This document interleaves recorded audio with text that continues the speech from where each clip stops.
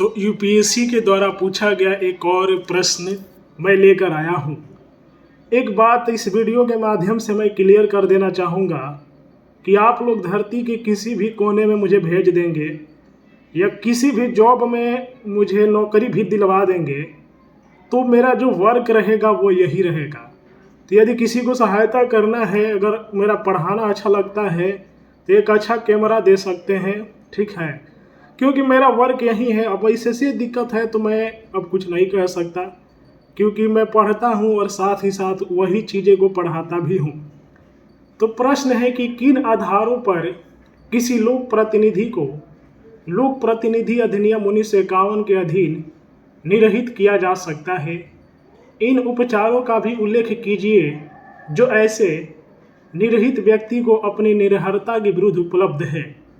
250 शब्दों में आंसर लिखना है। तो लोक प्रतिनिधित्व अधिनियम 1951 द्वारा संसद द्वारा संविधान के अनुच्छेद 327 के तहत पारित किया गया था। यह संसद और राज्य विधानसभाओं के लिए चुनाव का संचालन का प्रावधान करता है। यह उन सदनों की सदस्यता के लिए योग्यता और अयोग्यता के बारे में भी स्पष्ट प्रावधान करता है।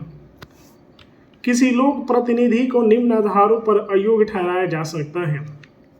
चुनाव में कुछ अपराध और भ्रष्ट आचरण के लिए सजा पर अयोग्यता। व्यक्ति किसी भी अपराध का दोषी पाया गया और 2 साल या इससे अधिक की सजा हुई हो। भ्रष्ट प्रथाओं के आधार पर अयोग्यता। भ्रष्टाचार की या बर्खास्तगी के लिए अयोग्यता।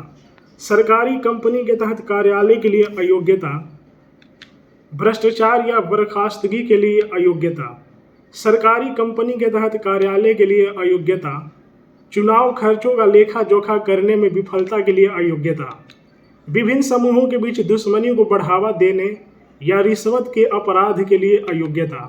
सामाजिक अपराध जैसे कि अस्पृश्यता, दहेज, सती प्रथा आदि के प्रचार और अभ्यास के लिए किसी व्यक्ति को दंडित किया गया हो।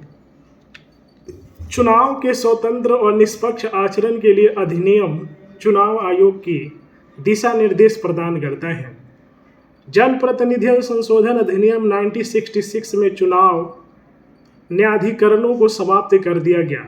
इसने चुनाव याचिकाओं को उच्च न्यायालयों में स्थानांतरित कर दिया, जिनके आदेशानुसार सर्वोच्च न्यायालय में अपील की जा सकती है। हालांकि राष्ट्रपति और उपराष्ट्रपति के चुनाव के बारे में चुनावी विवाद सीधे सुप्रीम कोर्ट द्वारा सुने जा सकते हैं। निरहित व्यक्ति को अपनी निरहरता का विरुद्ध उपलब्ध उपचार निम्नलिखित है। लोक प्रतिनिधित्व अधिनियम 1951 के उपबंध 11 बताया है कि चुनाव आयोग किस प्रकार की अयोग्यता को निरस्त कर सकता है। अपवाद स्वरूप उपबंध 8A या अयोग्यता के समय काल को न्यून कर सकता है। उच्चतम न्यायालय ने भी इस संदर्भ में कई फैसले सुनाए हैं। लिली थॉमसन बनाम भारत संघवाद में उच्चतम न्यायालय ने लोक प्रतिनिधि 1951 के उपबंध 8(4) को स्पष्ट किया, जो विधायक को 3 माह का अपने आरोप के खिलाफ अपील करने का मौका मिलता है। जो असंवैधानिक हो, यह उपबंध अयोग्यता संबंधी मुद्दे और विलंब कराता है, क्योंकि यह उच्च न्यायालय से सर्वोच्च न्यायालय में अपील किया जा सकता है। उच्चतम न्यायालय ने पटना उच्च न्यायालय के इस फैसले को रोके रखा कि जो व्यक्ति न्यायिक एवं पुलिस हिरासत में हो चुनाव नहीं लड़ सकता।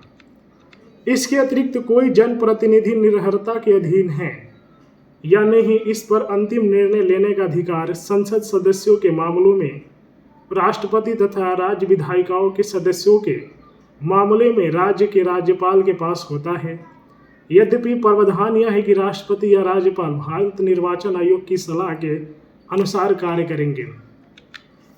स्वतंत्रता और निष्पक्षता चुनाव किसी लोकतंत्र की बुनियादी होती है। इस प्रकार समाज की बदलती आवश्यकता के अनुसार चुनाव द्वारा चुनावी प्रक्रिया को सुधारने की आवश्यकता है, जो बेईमान एवं भ्रष्टाचार विधायक सदस्य को चुनाव लड़ने से रोक सकें।